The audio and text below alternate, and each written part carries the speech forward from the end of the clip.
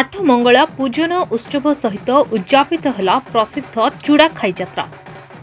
बौद्ध जिला सदर महकुमार महानदी गर्भरे अवस्थित मर्जाकुदरे प्रत्येक वर्ष मार्गशीर पूर्णिमा तिथि देवी सतीकन्या चूड़ाखाई यात्रा अनुष्ठित होता है। बौद्ध जिलार पंचरांचल ऋषिबंधर चूड़ाखाई यात्रा कंध संप्रदाय द्वारा संपादित होता है। चलित वर्ष पूर्णिमा अवसर में हजार हजार महिला श्रद्धालु देवी सतीकन्या पीठ में दर्शन करने सहित मानसिक पूरण प्रार्थना करते। यार ठीक 8 दिन पर रविवार दिन महानदी कूल अवस्थित देवी पीताबली पीठ में अठारी पूजा अनुष्ठित होता। पीताबली पीठ शताधिक पशु बलि रक्तरंजित होता।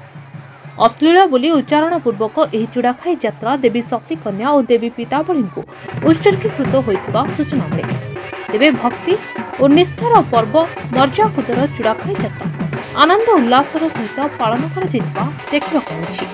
यहाँ आमर मर्जाकुद दीप यहाँ आम महानदी खंडी रही आज परंपरार आज आम माँ सेवकारी आम देहुरी माँ चूड़ाखाई यात्रा माँ सतीकन्या उपलक्षे पूर्णिमा दिन से झील पिलांकर यात्रा हुए ताठो 8 दिन पर अठारी जेनटा कि बहुत बहुत भक्त मैंने आसिकी यही जगह को माँ गुहारी करा माँ गुहारी शुणिले ताम किए बाना छती भली चूड़ी शंखा सिंदूर गजड़ नड़िया कदली एमती समस्त गोटे मानना शक्ति अच्छे।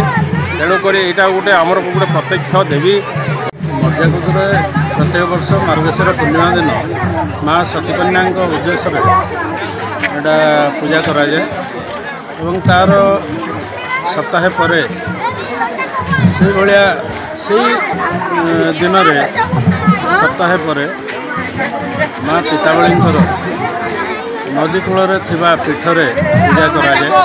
तेरे एभली किसी गुरुत्वपूर्ण खबर देखा चाहती आम चैनल को लाइक सब्सक्राइब और शेयर करो।